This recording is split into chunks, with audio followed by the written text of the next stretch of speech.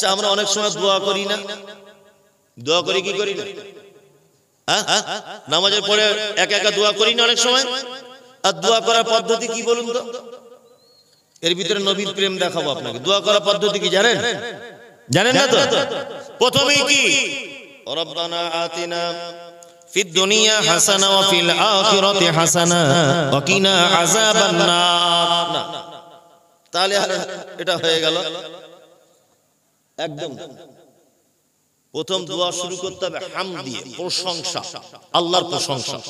আলহামদুলিল্লাহি রাব্বিল আলামিন ওয়াসসালাতু ওয়াসসালামু আলা রাসূলিল আমিন। এইটা বলে দোয়া শুরু করতে হবে। দোয়া শুরু করতে হবে কি দিয়ে? রব্বানা দিয়ে নয়।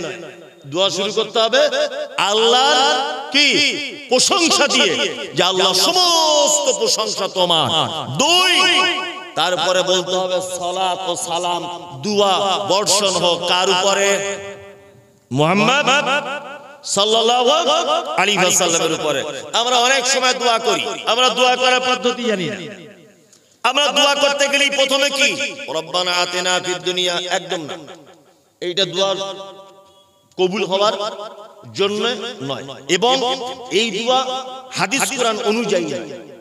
আপনাকে দোয়া যদি করতেই হয় প্রথমে আপনি আল্লাহর হামদ ও সানা প্রথমেই বলবেন, আল্লাহ সমস্ত প্রশংসা তোমার, আলহামদুলিল্লাহি রাব্বিল আলামিন।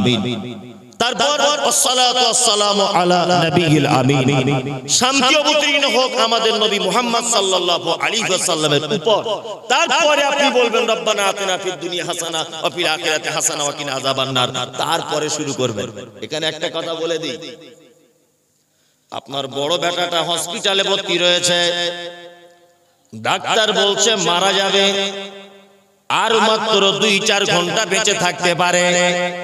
এই সময় যদি আপনি আল্লাহর দরবারে হাত দুটো তুলে যদি বলেন, আল্লাহ গো প্রশংসা সব তোমার, আর তোমার নবী মুহাম্মদ সাল্লাল্লাহু আলাইহি ওয়াসাল্লামের উপরে শান্তি বর্ষণ হোক। তারপরে আপনি বলুন, আল্লাহ আমার বেটাটা মালদার হাসপাতালে ভর্তি আছে, তুমি আমার বেটাকে সুস্থ করে দাও। তাহলে বলুন তো দেখি, অসুস্থ বেটা আপনার কলিজা নিংড়ানো সন্তান, তার জন্য আগে দোয়া চাইলেন না তার আগে নবীজির জন্য আগে দোয়া চাইলেন? কোনটা? নবীজির জন্য আগে দোয়া চাইলেন।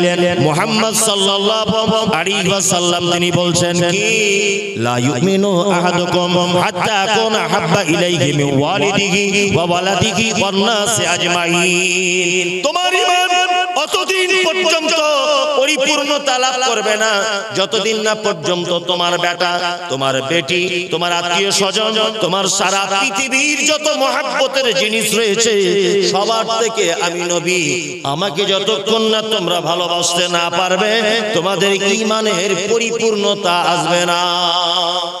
ঈমানের কি পরিপূর্ণতা আসবে না। তার মানে বোঝা যাচ্ছে আপনার বেটা অসুস্থ, অসুস্থ বেটার জন্য দোয়া করার আগেও আপনাকে বলে নিতে হবে আল্লাহ প্রশংসা সব তোমার, দরুদ ও সালাম বর্ষিত হোক তোমার নবী মুহাম্মদ সাল্লাল্লাহু আলাইহি ওয়াসাল্লামের উপরে। তারপরে আপনি বলুন, আল্লাহ আমার ছেলে ক্যান্সার রোগে আক্রান্ত, তুমি তাকে ভালো করে দাও। তাহলে বেটার থেকে মহব্বত নবীর প্রতি বেশি হলো না কম হলো? বেশি হলো। তার মানে আপনি একজন পরিপূর্ণ ঈমানের অবস্থাতে আপনি দোয়া চাইলেন। এই ব্যাপারগুলো একটু বুঝতে হবে।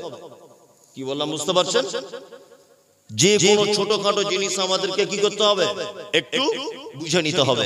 আর একটা কথা বলি, সারা পৃথিবীতে অনেক ভালোবাসার মানুষ আছে, আছে না? আচ্ছা বলুন তো, মানুষ হিসাবে সবথেকে আমরা ভালোবাসি কাকে? কে পৃথিবীতে সবথেকে ভালোবাসার মানুষকে? আপনারা আমার ভাষা বুঝতে পারছেন না মনে নাকি? কে? মা। তারপর আব্বা। তারপর ওটা তো কথা নয়, ওটা আম ভাবে হলো। আর প্রথমে তাহলে আব্বা মা হলো, তাই তো? তারপরে যদি ভালোবাসার কেউ থাকে আপনাকে ভালোবাসে, কে বাসে? হ্যাঁ, স্ত্রী। বউ ছাড়া কিছু বোঝে না, বলছি স্ত্রী। কার পাল্লায় পড়েছে, এখন নতুন নতুন বিয়ে করেছে মনে হয়, তো ওই জন্য বুঝতে পারছে না ভালো মন্দ। কি বললাম বুঝলেন? ভালো মন্দ আন্দাজ করতে পারছে না, ও ভাবছে মনে হয় এছাড়া আর ভালোবাসার কেউ নাই। তাই না? কত সহজ গোলাম হোসেন। তুমি যাও দেখি, ডাক্তার বলে দিক যে তোমার আর 3 মাস টিকিট আছে, তোমার বাঁচার সম্ভাবনা নেই। তোমার বউ দেখবে ফোন করে অন্য জায়গায় ঠিক করে রেখেছে, 3 মাস পরই তোমার কাছে চলে যাবে, শুধু এর মরার অপেক্ষা। কি বললাম বুঝলেন? কিন্তু আপনার মা, আপনি বিছানায় পেচ্ছাপ করুন, পায়খানা করুন, গোটা শরীরে পোকা হয়ে যাক, দুর্গন্ধ হয়ে যাক, আপনার মা তবুও কোনোদিন বিরক্ত হয়ে বলবে না যে আল্লাহ আমার বেটাকে তুমি তুলে নাও। পৃথিবীতে এরকম কোন মা আছে? নাই। তবুও দোয়া করবে আল্লাহ আমার বেটাকে তুমি ভালো করে দাও। কি বললাম বুঝলেন? স্ত্রীকে ভালোবাসুন, তবে অতিরিক্ত নয়। অতিরিক্ত বাসুন, তবে তার কোয়ালিটি মেইনটেইন করতে হবে। কোয়ালিটি আমি একটা একটা করে বলছি দেখুন। আল্লাহ পৃথিবীতে ভালোবাসার একটা স্তর, একটা সিস্টেম, একটা রুলস এবং একটি গণনা করে দিয়েছেন। এক, কুল ইন কানা আবাউকুম ওয়া আবনাউকুম ওয়া ইখওয়ানুকুম ওয়া আযওয়াজুকুম ওয়া আশীরাতুকুম ওয়া আমওয়ালুন ইqtaraftumūhā ওয়া তিজারাতুন তাখশাওনা কাসাদাহা ওয়া মাসাকিনু তারজাউনাহা আহাব্বা ইলাইকুম মিনাল্লাহি ওয়া রাসূলিহি ওয়া জিহাদিন ফী সাবীলিহি ফাতারাব্বাসু হাত্তা ইয়াতিয়াল্লাহু বিআমরিহি ওয়াল্লাহু লা ইয়াহদিল কওমাল ফাসিকিন। আল্লাহ বলে, শোন বান্দা, সারা পৃথিবীতে যত ভালোবাসার জিনিস আছে, আবাউকুম, তোর বাপ এবং তোর মা, এদের থেকে ভালো তোকে বেশি কেউ বাসে না।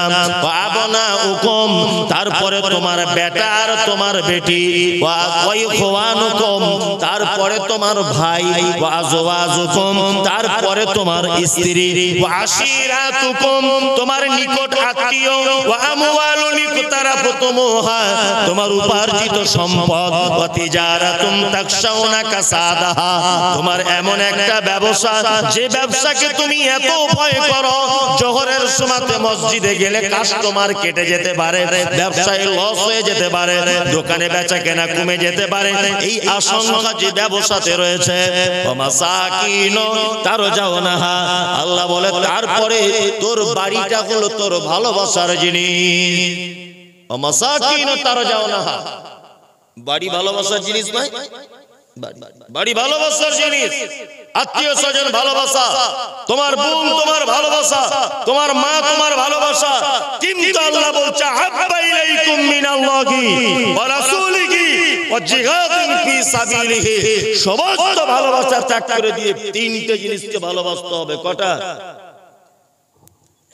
এক, হাব্বা ইলাইকুম মিনাল্লাহি, ভালোবাসতে হবে আল্লাহকে, ওয়া রাসূলিহি, আর রাসূলকে। আচ্ছা, স্ত্রী থেকে আল্লাহ নবীকে বেশি ভালোবাসা যাবে? যদি বলছে এলা কোন বক্তা এলো রে, বউয়ের থেকে আবার নবীকে বেশি ভালোবাসতে বলছে। আমরা পবিত্র আল কোরআনে একটি সূরা সর্বক্ষণ সালাতে তেলাওয়াত করি।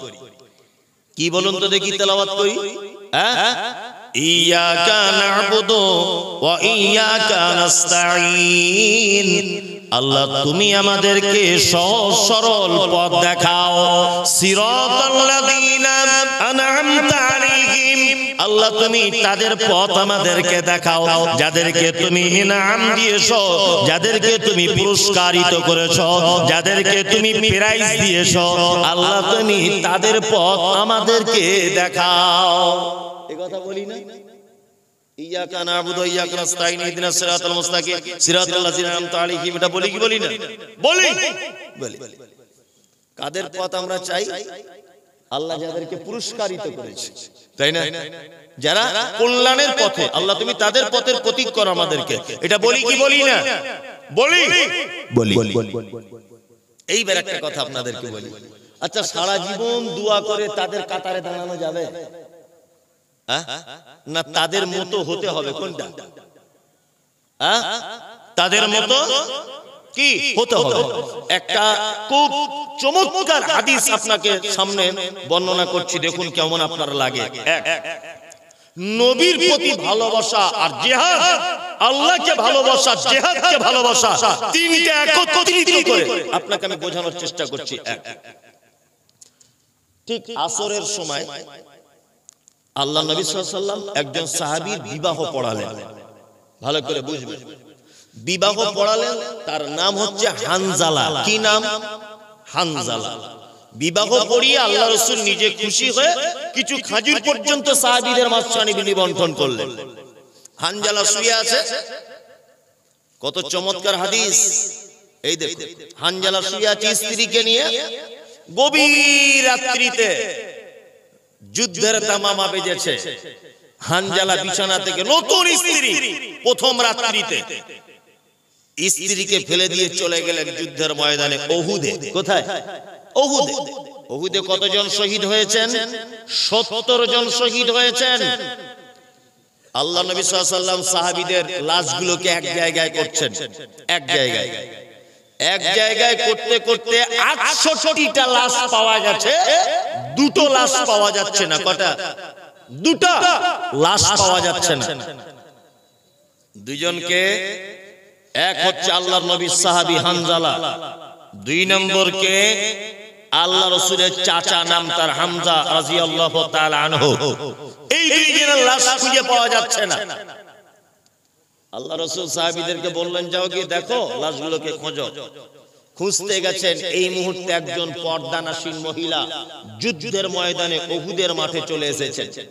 এসে আল্লাহর নবীকে বলছেন, আল্লাহর নবী, আপনি আমাকে চিনতে পারছেন? আল্লাহ রাসূল বলছেন, না, তোমাকে চিনতে পারছি না, তুমি কে?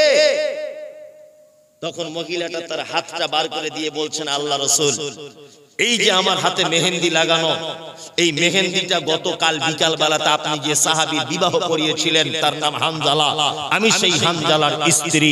আমি হানজালার স্ত্রী, তার প্রমাণ এই দেখুন, মেহেন্দি এখনো কাঁচা রয়েছে, মেহেন্দি এখনো পর্যন্ত শুকিয়ে যায়নি। আল্লাহু আকবার। আল্লাহ রাসূল তখন বলছেন, আচ্ছা আচ্ছা, তাই? বলছে, হ্যাঁ। মহিলা সাহাবিয়া বলছেন, আল্লাহ রাসূল, আপনাকে আমি একটা কথা জানাতে এসেছি। সেটা হচ্ছে এই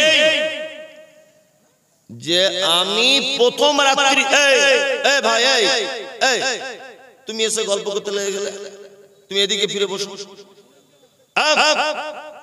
আল্লাহ রাসূল, আপনি গতকাল বিকাল বেলাতে যার বিবাহ করিয়েছেন, আল্লাহ রাসূল, আমি তার স্ত্রী। তবে এই কথা আপনাকে বলতে এসেছি, শহীদ হয়ে গেলে যুদ্ধের মাঠে ওই অবস্থায় তাদেরকে দাফন করা হয়। আপনার কাছে বিনীত অনুরোধ, আমার স্বামী রাতের বেলা আমার সঙ্গে শারীরিক সম্পর্কে লিপ্ত হয়েছিল। আল্লাহ রাসূল, আপনি যখন যুদ্ধের কথা বলেছেন, ও আর কোনো কিছু চিন্তা ভাবনা না করে যার যুদ্ধের অস্ত্র নিয়ে ময়দানে ঝাঁপিয়ে পড়েছে, আসার সময়তে ওর উপরে গোসল ফরজ গোসলটা পর্যন্ত করতে ভুলে গেছে। দয়া করে আমার স্বামীকে আপনি একটু গোসলটা করিয়ে দিবেন। আল্লাহ, জিবরিল আমিন এলেন, আল্লাহ রাসূলকে বলছেন, আল্লাহ রাসূল, আরে হানজালাকে পাওয়া যাচ্ছে না, এই কথা নয়, চুরি হয়নি, কিছু নয়। আসলে আল্লাহ ওর শহীদে এত খুশি হয়েছে, আসমানের ফেরেশতা দিয়ে তৃতীয় আসমানে তাকে তুলে নিয়ে ওইখানে জমজমের পানিতে গোসল করিয়ে, আতর মাখিয়ে, মেসওয়াক মাখিয়ে, ওই দেখুন সাহাবীদের কাঁধের উপরে আসছে ওই হানজালার লাশ। আল্লাহ রাসূল বলছেন, আমি দেখতে পাচ্ছি তার মাথার দিক দিয়ে টক টক করে পানি গড়িয়ে গড়িয়ে পড়ছে। সুবহানাল্লাহ। ভাবতে পারা যায়, ভাবতে পারা যায় জিহাদের প্রতি কত ভালোবাসা, আল্লাহ দ্বীনকে বিজয় করার জন্য কত ভালোবাসা, মুহাম্মদ সাল্লাল্লাহু আলাইহি ওয়াসাল্লামের হুকুম মান্যতার ব্যাপারে কত ভালোবাসা। আল্লাহ তাআলা আয়াতের ভিতরে বলছেন, তোমার স্ত্রী, তোমার আত্মীয় স্বজন, সমস্ত কিছু থেকে তিনটা জিনিসকে তোমরা ভালোবাসবে। এক, আল্লাহকে ভালোবাসতে হবে। দুই, মুহাম্মদ সাল্লাল্লাহু আলাইহি ওয়াসাল্লামকে ভালোবাসতে হবে। তিন, আল্লাহ রাস্তায় জিহাদ করাটা তোমাদের কাছে পছন্দ করতে হবে। জিহাদ মানে, আমি আপনাকে কথা বলছি না তলোয়ার নিয়ে মারামারি করতে হবে। জিহাদ মানে এটাও, একটা লোক অপরাধ করছে, সমাজে একটা লোক মদ পান করে, সমাজে একটা লোক চোর, সমাজে একটা লোক বিশৃঙ্খল, সমাজে একটা লোক অপরাধী, একই মানুষটার জন্য সমাজ পরিবর্তন হতে চাইছে না। এই রকম মানুষের বিরুদ্ধে আপনি পদক্ষেপ গ্রহণ করুন, তাকে অন্যায় থেকে সরানোর, এর নাম জিহাদ। এর নাম কি? জিহাদ। আমাদের ভালোবাসা কেমন? আল্লাহু আকবার। এত ভালোবাসা আছে? আছে বলুন। সামান্য একটা হাদিস, সামান্য। যাদের খাওয়ার প্রয়োজন রয়েছে, যারা খাওয়া মনে করছেন খাননি, তারা রোডের সাইডে যে গেট আছে, গেটের কাছে কুপন আছে, যে খেয়ে আসতে পারে। যাদের খাওয়ার দরকার আছে গিয়ে খেয়ে আসতে পারে। সামান্য একটা হাদিস, আমরা সে হাদিসগুলোকে মানতে পারি না, নিজের জীবনে বাস্তবায়ন করতে পারি? বলুন। আমি বলেছি নবীকে ভালোবাসার বহির প্রকাশ হচ্ছে উনি যেটা আদেশ করেছেন মেনে নেওয়া, যেটা নিষেধ করেছেন সেটা কি ছেড়ে দেওয়া, তাই না? তো নবীজি আদেশ করেছেন এরকম কিছু কথা বলবো? হ্যাঁ বলি। আর নবীজি নিষেধ করেছেন এরকম কিছু একটা হাদিস বলি? তাহলে ইনশাআল্লাহ আমরা দুটো হাদিস মেনে নেব ইনশাআল্লাহ। এক, মুহাম্মদ সাল্লাল্লাহু আলাইহি ওয়াসাল্লাম তিনি বলছেন, এক মুসলিম আরেক মুসলিমের উপরে 6টা জিনিসের হক রাখে। আর একটা হাদিসে আছে 5টা। শায়েখ বসে আছেন, দুটোই সহিহ হাদিস, দুটোরই হাদিস সহিহ, 5টারও সহিহ, 6টারও সহিহ। আমি 5টারটা বলছি, ছোট ছোট, এগুলো আপনারা আমল করবেন ইনশাআল্লাহ। করব।